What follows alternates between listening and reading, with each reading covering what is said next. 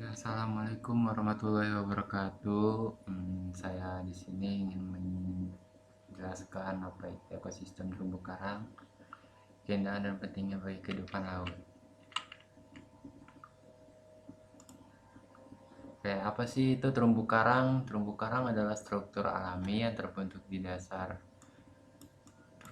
laut, terutama di perairan dangkal dan hangat. Struktur ini dibanguni oleh hewan kecil bernama polip karena yang menghasilkan kalsium karbonat sebagai kerangka keras. Terumbu karang sering disebut sebagai kota bawah laut, yang dimana itu tuh menjadi tempat tinggal bagi ribuan makhluk hidup. Meskipun terlihat seperti batu atau tanaman, karang sebenarnya adalah hewan yang hidup dalam koloni. Jadi yang orang-orang yang belum tahu, yang seperti yang lihat kayak eh, itu tuh kayak batu doang gitu tuh. Tapi sebenarnya itu salah. Sebenarnya bukan benda mati, tapi itu sebenarnya makhluk hidup. Yaitu terumbu karang itu adalah hewan ya. Oke, masuk ke jenis-jenis terumbu karang. Terumbu karang dibagi menjadi tiga jenis, yaitu terumbu karang pinggir atau flinger reef, terumbu karang penghalang atau berry reef, dan atol. Yang pertama, terumbu karang pinggir adalah terumbu karang yang tumbuh dekat dengan garis pantai. Jadi, kalau misalkan kalian di pinggir-pinggir pantai itu tuh, nah itu kan ada karang-karang, pasti kan dalam situ kan bakal ada terumbu-terumbu karang gitu.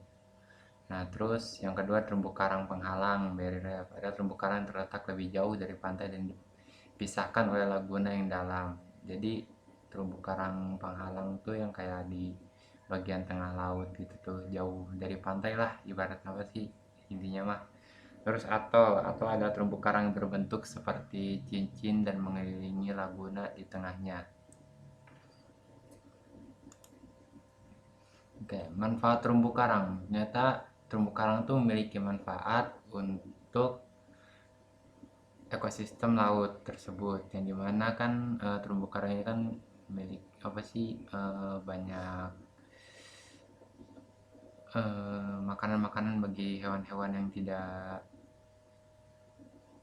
ovovivipar, yang tidak apa sih sebutnya tuh eh, yang tidak makan daging lah, yang makan sama hewan apa sama ikan gitu, jadi makannya daun-daunan gitu. Terumbu karang ini memiliki peran yang penting bagi kehidupan di laut maupun manusia. Mereka menjadi rumah bagi ribuan spesies ikan dan biota laut lainnya, menyediakan makanan dan perlindungan.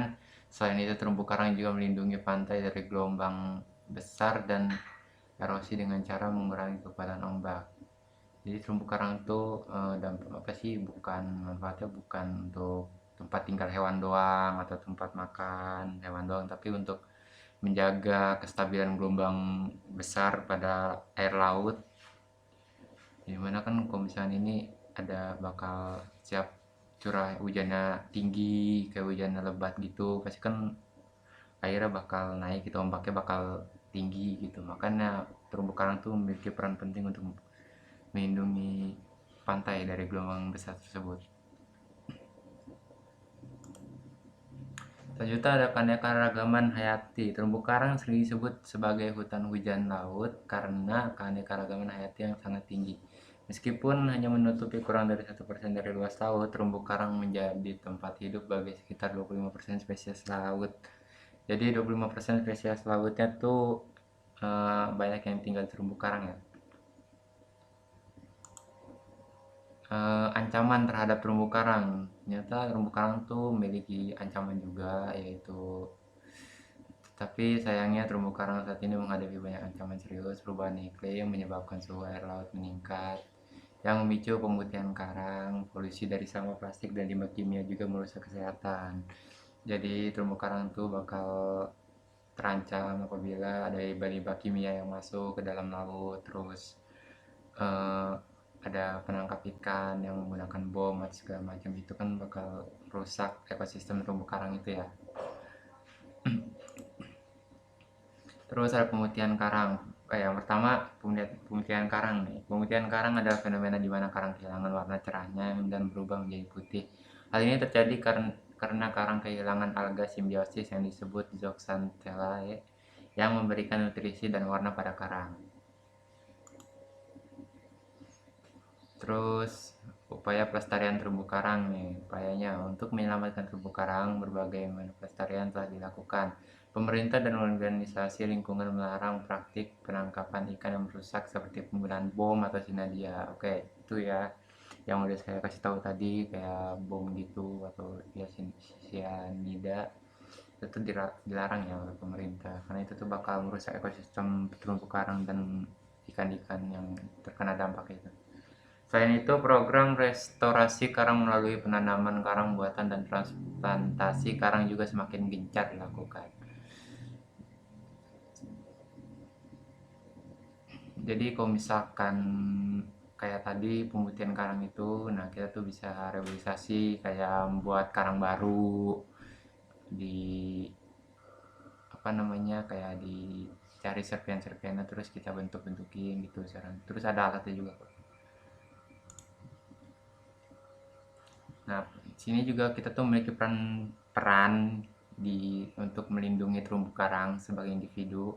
Kita juga bisa berkontribusi dalam melindungi terumbu karang, dimulai dengan mengurangi penggunaan plastik sekali pakai yang bisa berakhir di laut, memiliki produk perikanan yang ramah lingkungan, dan menghindari menyentuh atau menginjak karang saat berwisata bahari. Jadi kita tuh kalau misalkan lagi berhiburan atau bermain di laut gitu, misalnya ada terumbu karang, kita jangan membuang limbah-limbah kayak ban plastik. Terus kalau misalkan ingin berenang jangan sampai terinjak terumbu karangnya, karena itu bakal merusak ya. Oke, itu terima kasih. Ya mungkin segitu aja yang bisa saya sampaikan, kurang lebihnya mohon maaf ya. Wabillahi taufiq wal hidayah. Wassalamualaikum warahmatullahi wabarakatuh. Terima kasih.